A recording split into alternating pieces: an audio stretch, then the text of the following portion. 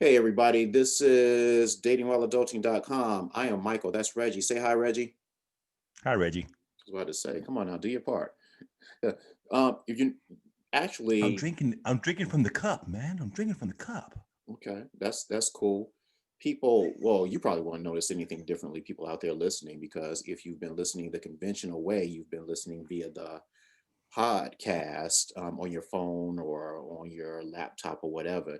But the difference in this one is this is the first podcast episode that we're actually recording. Now, why you would be interested in looking at our faces for 45 minutes while we talk about random stuff, I have no idea. But hey, if you do, you can go to YouTube and check this out.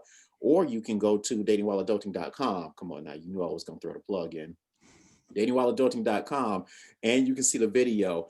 And datingwhileadulting.com, we've kind of upgraded a little bit to make that your one-stop shop if you don't want to bother going to download a podcast episode here and go to Twitter here and go to YouTube here. You can go to everything, go to datingwhileadulting.com and see everything. You can see recent tweets. What, Reggie? And then Michael figured out all by himself. Yeah, because I've only been in IT for like 15 plus years, but never mind. But It but wasn't. how many podcasts have you put into production before you figured that out? One day we're going to have an episode. We're going to devote a whole episode as to who does what for this podcast. It's going to take all 45 minutes too. This is going to be me and Reggie just arguing about what we should have done. No, what you should have done, what you should have done. We're just going to go back and forth, just fighting the whole time. Say what we actually do offline. Yeah, right. we clean it up. We clean it up for the guests, but boy, whoo.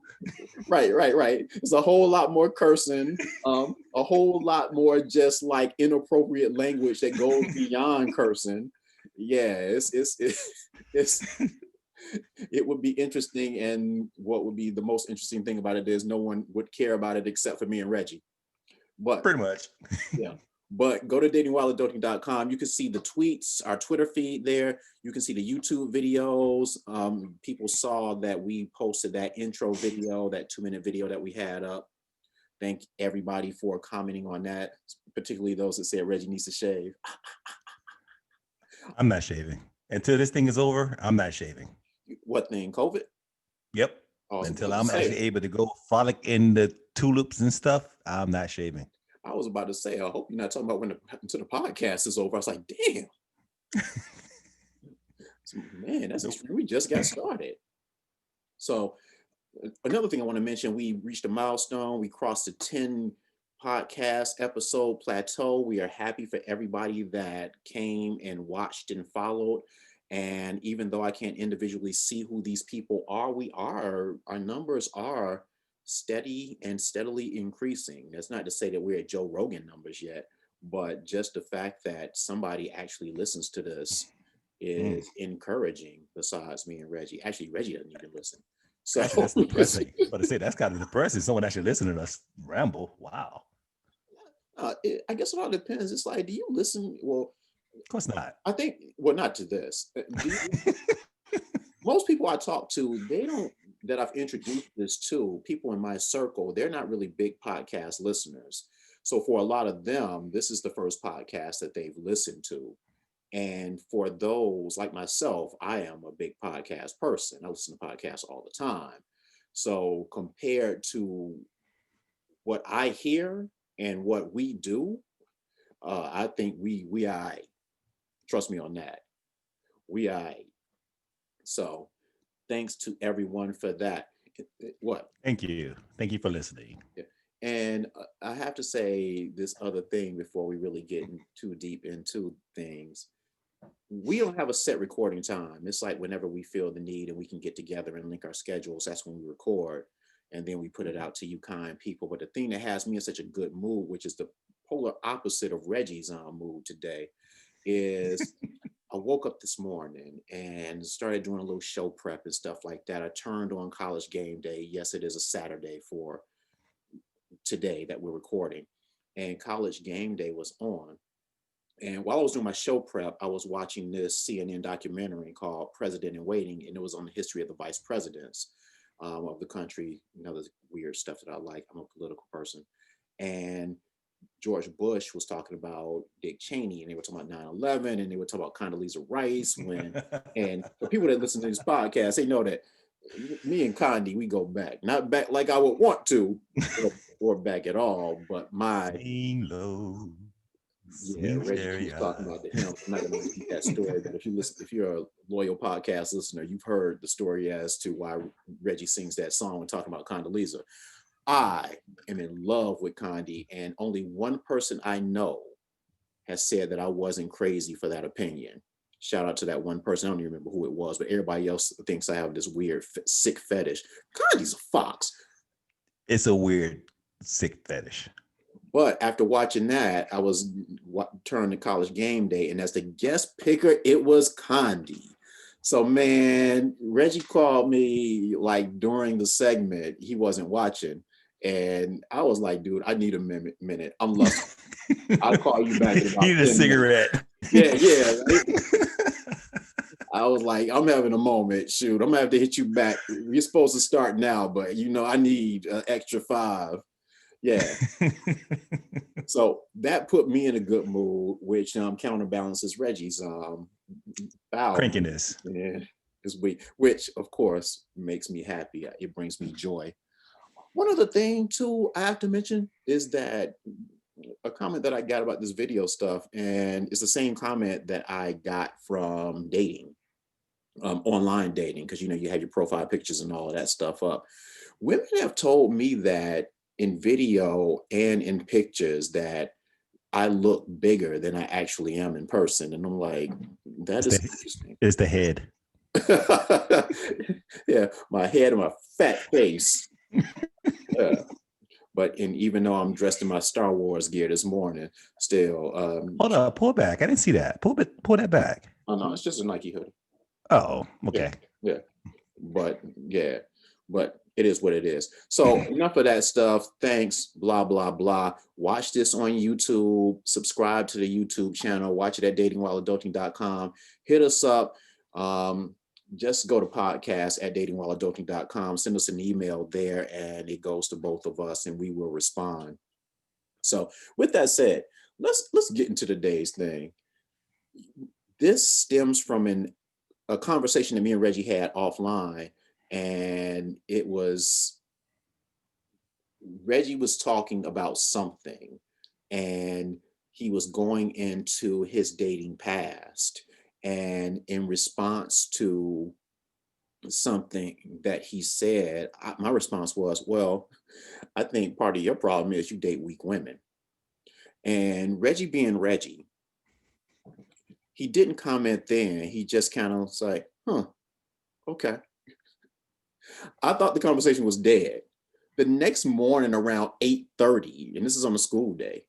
And it's so funny in the mornings when Reggie's at work, he's in conference calls all day. I'm putting all Reggie's business in the street. He's in conference calls all day. So you can hear people in the background, and he's calling me. So it's funny. He's like, I thought about what you said last night. And he was like, I don't agree. And I'm like, what are we talking about? He's like, when you said I date weak women, I don't agree. And I was like, oh, that was just like a throwaway line. But now that I'm really starting to think about it, I think you do.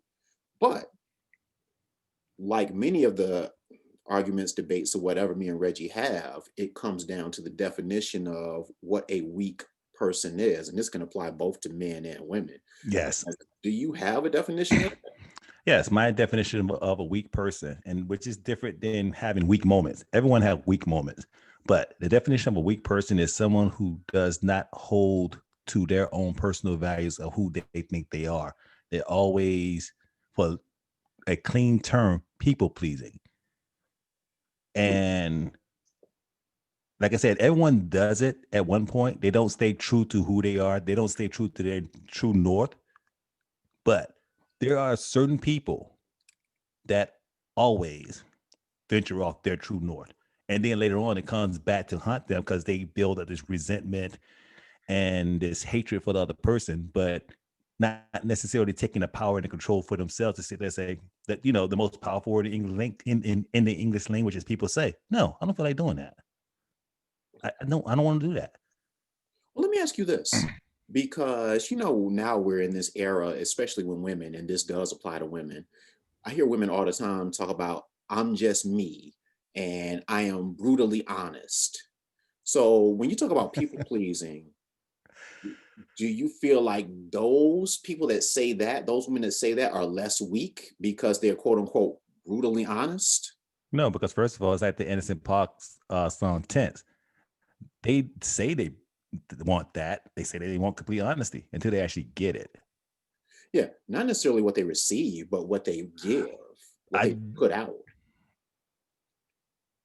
No, I don't think, you know, even when they say that, I think it's still a cover. Because for the most part, I really believe that most people, particularly women, don't take the time to be introspective to really figure out who the hell they are. But what does that have to So do with being brutally honest? because they're not, they're already lying. No, I I'm Well, talking. so in what definition? But see, like I said, brutally honest on what exactly? On everything? Well, I'm not talking about introspection. I'm talking about usually when women have told me, and many women have told me that, because it is like that has replaced "I'm strong and independent" as the new Oh, women's motto. And when they talk about being brutally honest, they're not talking about brutally honest about themselves. They're talking about brutally honest when it comes to other people. So it's and like, if you're doing something, I'm going to tell you in a brutally honest way that you're doing something that's foul. So it doesn't involve like them evaluating themselves at all. It's about them evaluating you and being brutally honest in how they convey that to you. And that's why I ask about the whole people pleasing thing, because their contention is that people that try to sugarcoat things, it's because they're trying to please other people, whereas they're being brutally honest. So if other people are trying to please other people by kind of like sugarcoating things, is that weakness? Is that kind of what? well, no, see, okay, I see what you're saying.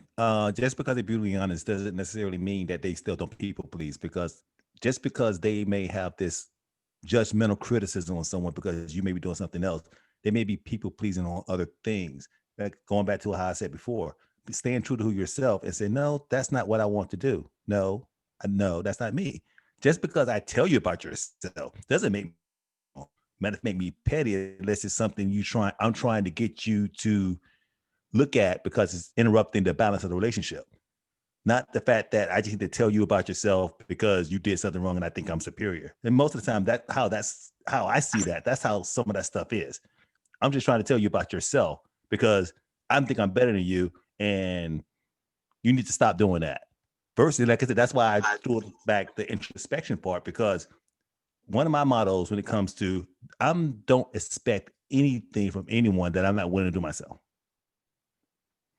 Okay. And the other thing was, one of my dating mottos was don't start stuff in the beginning of the relationship that you don't have any intentions on doing throughout the rest of the relationship, which goes back to that whole weakness thing, because you're putting on the show in the very beginning to attract this person. I'm not saying you just come out and just be totally yourself and da da da. There is a certain dance of trying to impress, but there's some people who, you know, particularly when it comes to women, because don't date men, and there's nothing, you know, who would change their whole personality because they like someone and try to get them to be impressed by them.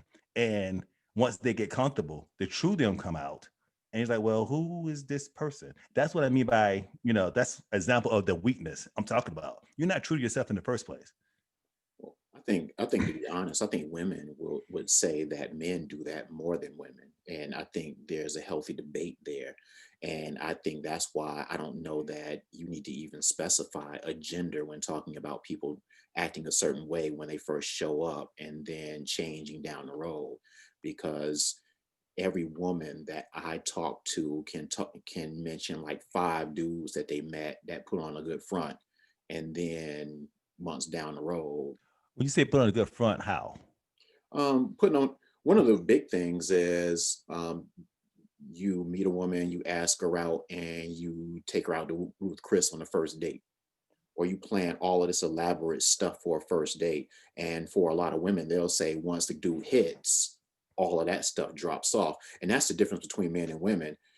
Whereas a guy can say maybe once they get married to a woman, then things might drop off in terms of the woman's behavior. For women, they'll say traditionally, once a guy hits, has sex, then he'll turn into a totally different person.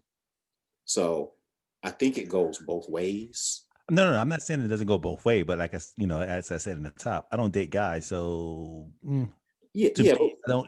I'm not going to sit there and well, women. No, no, no, no. I'm talking about women because I date women, and I'm talking about mostly the fact that everyone does that impression in the beginning. You know, you go on to Ruth Crisp and Morton, and let's be realistic, Mike. I can't afford to go to Ruth Chris every time just because I'm spending $150 by myself. So, but at the same time, you also know me. I do frequent Ruth Chris and Morton throughout, you know, the year. So, but just to do it in that one contest because you want to, present yourself as being the big ball and stuff like that. Yeah, that goes back to what I said before. Don't do anything before. Don't do anything in the beginning that you're not going to do before. And that is a form of weakness. And then, like I said, this cuts on both sides. I'm not just throwing women under the bus here. I really want to say that men do it too. But when I'm mostly saying that is an external thing where you guys trying to impress the woman by that impermanence that, oh, I have status and this and this. I'm talking about on the level of the fact that your women, some women identify themselves through the relationship and they change everything about them to match who they think the man wants instead of them just really being themselves. okay. I'm not saying being themselves. I mean, I just not, the rude part of being yourself. I'm just talking about, okay, what are your interests? What is your hobbies? What do you think? How, not always deferring to what the guy wants or what he expects and stuff like that. So I don't know if you ever had those experiences before, but I definitely had those experiences.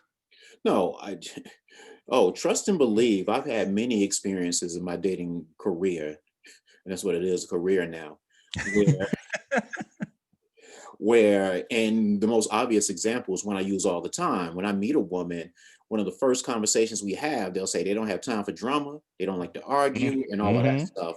Until And then next thing you know, they're arguing and there's and having drama drama. all of the gosh darn time. Now, the thing about it is there's a debate as to whether they're intentionally um, hiding that fact that they are dramatic or if they are just not conscious of the fact that they are that person. I, I've seen That's actually arguments for a both. question. Huh? That's actually, yeah. That's Yeah. actually It's a question, but the problem with it is there's no place that we can go to get a clearer answer for that because if somebody doesn't know they're doing it, they're not going to say, "Oh shoot, I didn't even know it." First of all, they won't even acknowledge it because in my experiences, those argumentative women that I've talked about, the issue with them is that, and I think I've said this in another podcast, they always have a reason as to why they're in drama. It's like, okay, you said you don't like to argue, but you're arguing all the time. Well, they keep pushing me. It's like I said in a couple podcasts ago, it's like they have a million different triggers. So it's like walking around and stepping on mouse traps and stuff because it's a million of them all over the floor.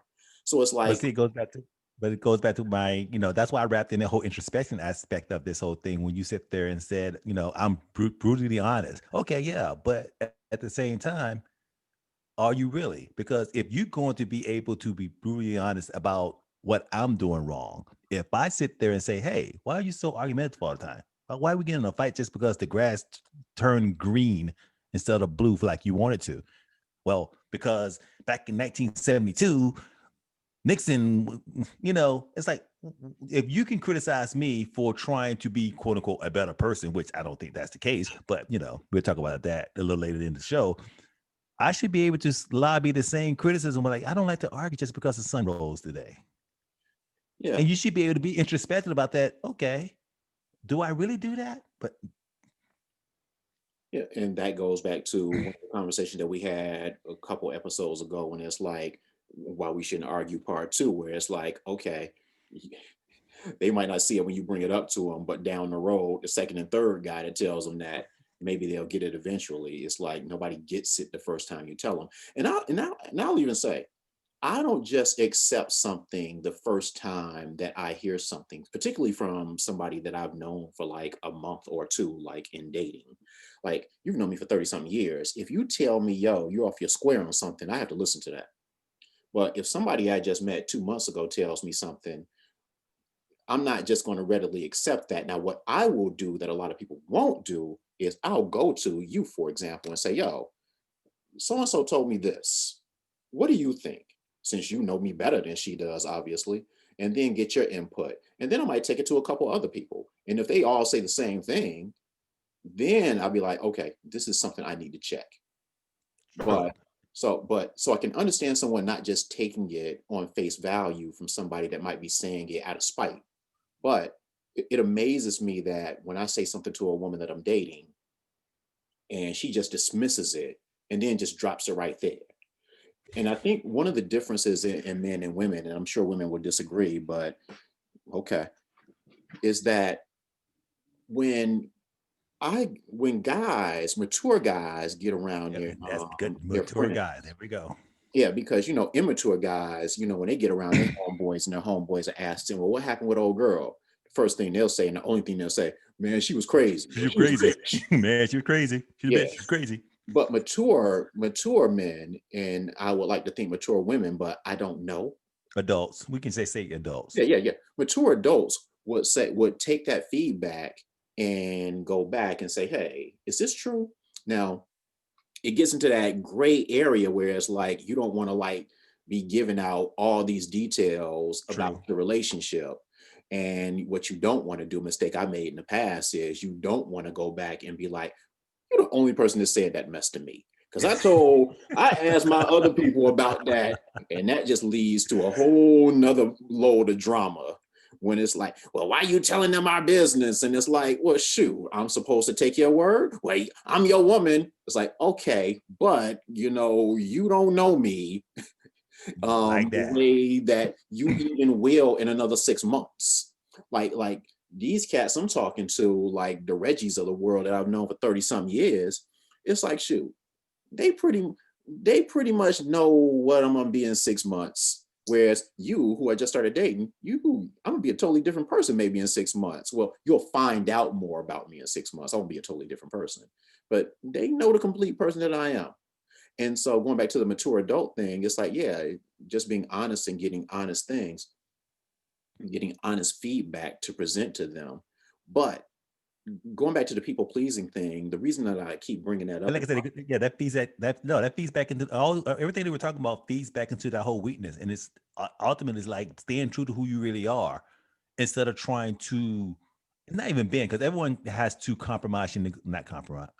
Everyone has to negotiate when they're in relationships because people are different. But we're talking about those people who are they just totally defer who they are in order to make the relationship harmonious, non-combative, um, lacking conflict. It goes back to what we're talking about why men and women should fight or argue or whatever. You have to negotiate these things.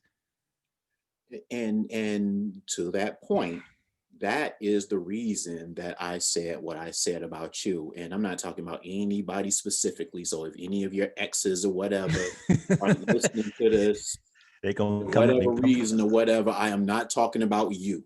If you feel they like come I'm in with the talking, knives, baby. yeah, if you feel like I'm talking about you, then that is an issue that you You need to got to deal deal. with, because a hit dog will holler. But I do not have any names in my mind as I'm speaking about this, but I'm just looking at a like montage of all of Reggie's girlfriends from high school to till he got married, I guess, because shoot, I'm definitely not gonna say anything about his beautiful wife, who I love dearly.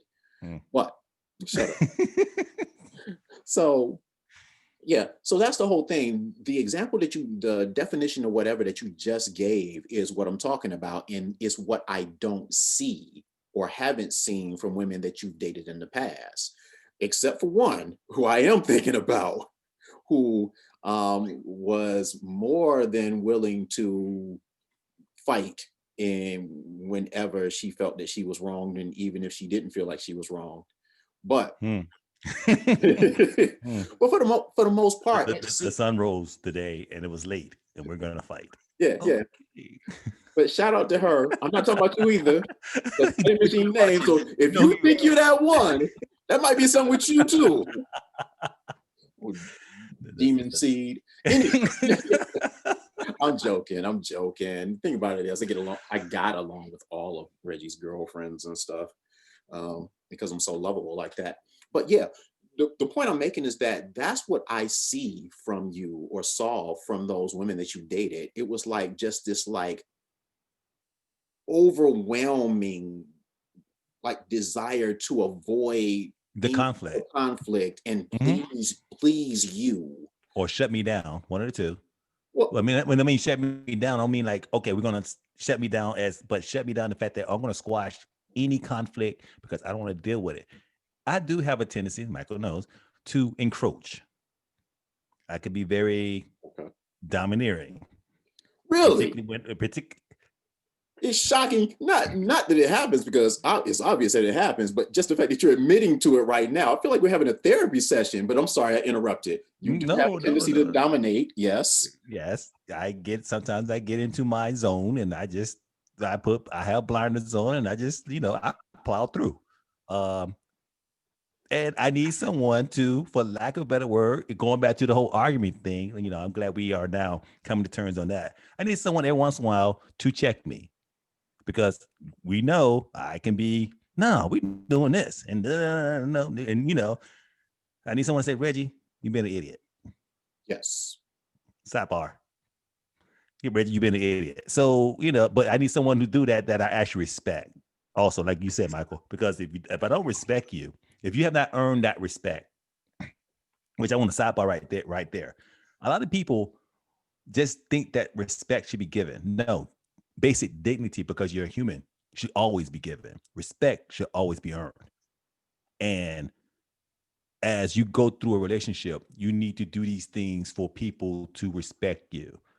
Respect, go look it up in the dictionary, someone that you admire and stuff like that. And there's different ways of getting that respect. I'm not going to go through all the psychological aspects of it, but some is the fact that you admire the qualities that they have. Some is the fact that the other way is, which I guess I just did go through it, fear. And a lot of people like to get that respect through fear. But going back to what I said before, someone that I respect, someone that I admire, I do respect them. Michael sit there and say, no, that was just foul. You need to check yourself. That was just foul. Now, granted, I'm getting my emotions. In my head, I'd be cursing Michael out. Go fuck your couch, But at the same time, Not just in your head, dude.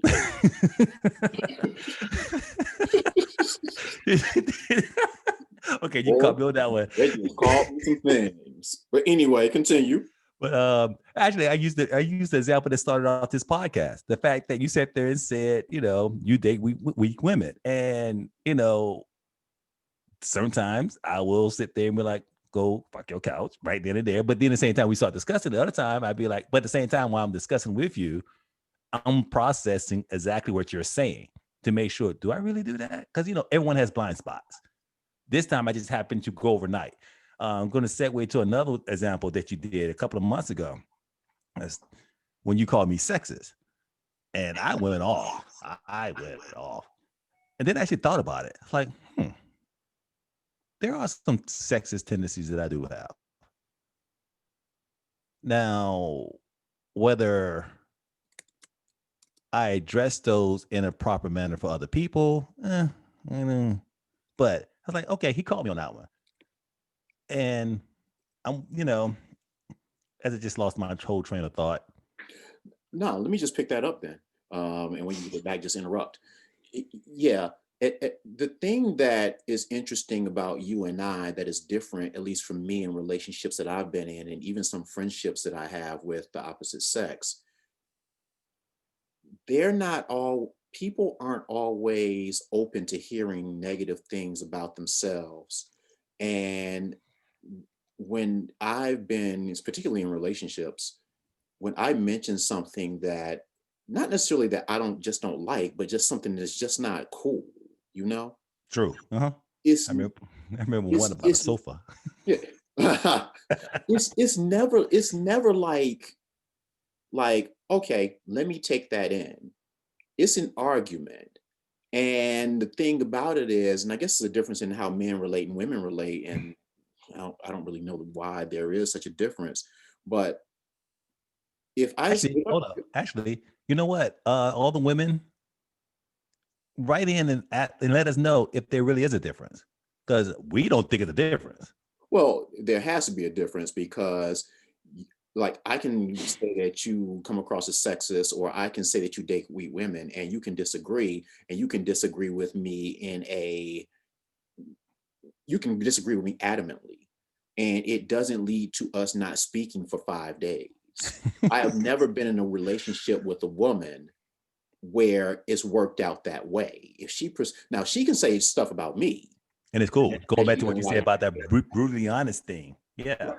And I might not disagree, but and but even when I try to defend that point in my relationships, it's been like, oh, why you getting offended by it? And it's like, no, I want to understand more about where this is coming from, why you feel that way, which is the same thing as where this is coming from.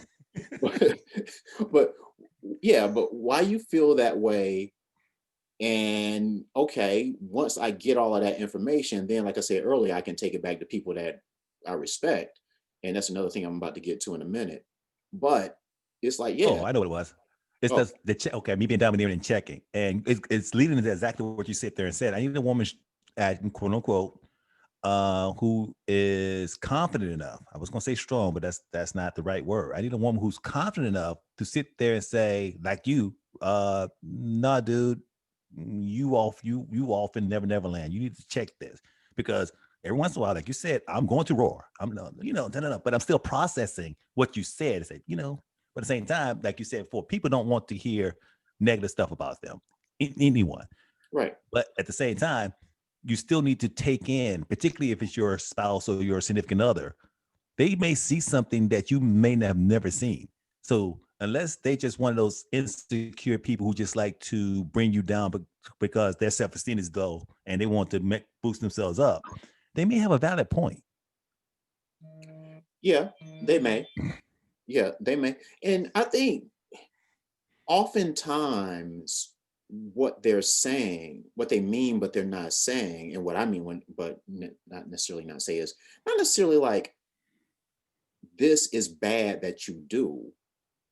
More so is like this does not work for me. Me, Yeah, yes. yeah. And so not putting it in that context might add to it somewhat. But here's the thing, like with you or even with me or with anybody, it's like, and it goes back to like getting to know someone and you know them better 6 months and stuff like that.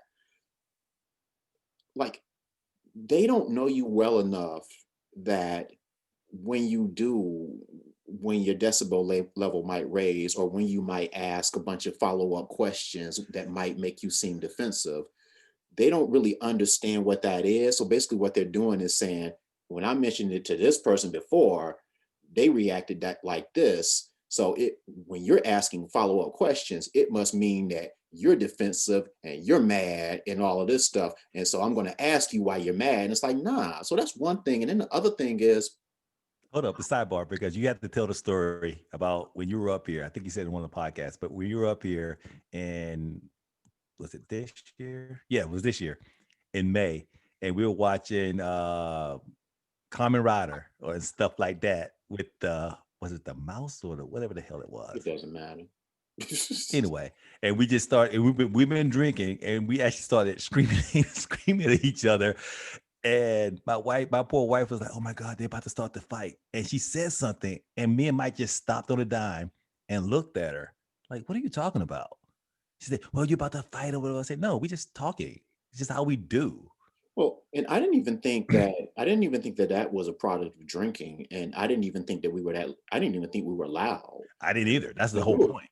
yeah, and now we were having a back and forth, and but she felt that it was something more severe than it actually was, because there was no severity to it at all, which was going to lead to my next point, because I was talking about how you might know a person after 6 months or whatever. But what I found from women, and I will bring your wife into it because you brought that example up, is that longest relationship I was in was 6 years. And in the sixth year, she still did not understand that if I say, I don't like when you do this, she still took that in a way. And you would think that after a while, you would know the person well enough. You spent 6 years with them, and you would think they know you well enough to know that when you do this, it's not the end of the world. But I have not only been told that I was mad when I tried to defend myself, but I was actually told by one woman in particular, but two that I can think of, when I was like, no, I'm not mad. They told me that I was mad, but I just Ooh, didn't want to admit to them that I was mad. ooh, So it was that's like, a whole different topic that we're gonna get into today. When women tell you how you feel. well, I don't think we'll get into it today. We only have 2 minutes left, but we'll get into it eventually. But it's like, how do you compete with that when somebody's like telling you how you feel? And it's like, how do you defend that? I know me better than you. I So, hope so. Well, yeah, that depends. Some people should, but most of the time they don't. But yeah. okay. And it goes back to that communication thing, because what it comes down to is, it's like, a better way to go about that is to say, okay, you might not be mad, but I'm not used to communicating in this way. Yes. There's always a better way of putting things other than just trying to tell somebody what they are when they're not even like that. Then next thing you know, me being me, after defending the fact that I'm not mad, guess what happens, Reggie? You get mad. I get mad. And then when I get mad, they're like, see, see, see, that's what I'm talking about. It's like, yeah, I'm mad now, but I wasn't then when this stuff started. So it's it's like this never ending thing. And one more thing I wanted to say about respect. You talked about it get to a point where you have to like earn that respect and all of that. I think respect is something that is given, but it just grows over time. Like, if you're going to be my woman, I'm going to have a level of respect for you, just period. And as we get to know each other, my respect level for you will grow. But it's not like a zero sum thing where it's like, I either respect you, or if I don't, or I don't. It's like just a level that grows over time. Okay, yeah, I have a different perspective on it. Like I said, I will always give you the basic dignity. You're being my woman, you get more dignity than just someone I meet off the street. As for respect, I have to, you have to earn that. That means I have to get to know you that I can trust you with certain things. You just, just because you're my woman and we smashing, there's just some things that you're not going to be privy to. I was in a relationship one time where actually you remember they would sit there and tell me something, and this is common because everyone does it apparently, but they would tell me something that I need to do. I go to Michael tells me the exact same thing, so then I do it, and then they get mad because, well, I told you that. It's not the fact that I didn't listen to you. It's the fact that you have not earned enough respect for me to trust your judgment that you actually see me. I've been with this cat for 30 years. If I was to do something stupid and get put in jail and I need bail money, and or the Hemi Dodge that break the me out of prison, he's gonna set that up. I don't know if you're gonna do that yet. And that's the key word, yet. So once you earn that thing that I realize that, oh yeah, we're gonna do this Bunny and Clyde thing, and I know you got my back. When you say, hey, you need to turn left right now. Okay, I turn left. But in the beginnings, the first 1, 2, 3 years, I don't know you like that. I really don't. I'm getting to learn. I want to get to learn you, but I don't know you like that. Wow, it takes 1, 2, 3 years. Yeah, dude. Wow. I, and wow, it didn't really take me that long, because you're sharing things, you're spending more time. And when you start dating someone seriously, and it's funny that you say, when you're my girl, and like we're smashing, as if like, so dismissive. I'm talking about somebody that's your woman and you're her man. You're just like, yeah, if we smashing, then Well, you got to remember this is also the cat that was like, so is smashing really dating or because I know, oh, that's right. In one of the podcasts, Reggie wanted to know the definition of a date. Wow. yeah, because in my warped definition, dating is when I like you. I think I want to see if I can have something long term with you, versus the fact that yeah, me and you have this cuteness about us, and yeah, let's go smash. And Okay, see, that's why I made the point to not even talking about the point that we're dating, because if we're dating, you don't have the right to tell me anything. And that's why I made the point to say that if she's your woman, like you've like declared, I don't know if people actually say, yo, we declare go my together. love. I declare my love. The little send a little card. Yeah. Even though I tell My women girlfriend all the yesterday. time that they should establish those things, because it seems like there are way too many women that assume that you together with a dude and the dude's not thinking that. And then when the dude is doing some stuff with somebody else, you're like, I thought we were together. And he's like, no, we weren't. But, You never established it. right. Yeah. And so I'm like telling women that y'all need to like be more proactive. It goes back to the conversation we were talking about where women need to ask men out. But it's like y'all need to be more proactive and start talking about what you all want in these relationships. And that means like asking like what we're doing here, like where are we? And I've had more than one women, several say, well, I don't want to do that because I don't want to scare them away. So you just want to assume something and then get crushed. And get your feelings Give them hurt. the opportunity to say, yo, it wasn't that. Because and this is straying off topic a little bit, but the thing We've been about, stirring the topic all day. I know, right? We still hadn't gotten into my definition of weakness, but in the 3.5 minutes we have left. But the thing that's tripped out about it is with women with me is that in talking about that is that they're so concerned about driving a man away. And I keep telling them, yo, if he wants to be with you, he's going to be with you. And that's right there wraps up what I'm talking about with weakness. Right. Right there. You just sat there and said it.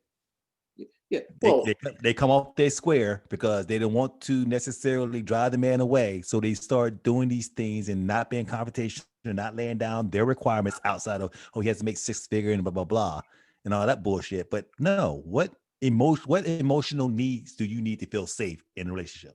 so what's the weakness though? Is the weakness that they're scared to ask? That's part of it, yeah. They're Yeah. scared to, I mean, but to sum it up, and as you put it, they're scared to ask what they really want and need in a relationship that's really sustainable and not superficial. Well, and I disagree a little bit because I think women don't seem to have a problem asking for what they need, and we're going to get into a podcast about that, the wants and needs and stuff like that at another time. But because like we went into a couple podcasts ago, whenever that mess was, women universally have a list of things that a man should do. To me, that speaks to what they need. But no, I said that's not superficial. Those are superficial things. Well, my thing is, I think I don't think it's really fair to judge that. If you feel like all you need, if you feel like, yo, I'll get with a dude and stay with that dude for 50 years as long as I don't have to work. That's superficial, but yo, that's your truth. And that So, is your truth, but is it really your need? well, need for what though? It's There we their go. need. Like I said, now we're getting deeper. Yeah, yeah. Exactly. Yeah. So it's like all about, some people don't feel like they need love. Especially I was listening to a radio show, and we only have a minute and a half before we wrap up. I was listening to a radio show and it was like women in their 50s calling and saying, look, all I need is some dick every now and then. I've given up on the idea of marriage and falling in love because I tried it, it doesn't work, I give. Now I just need service.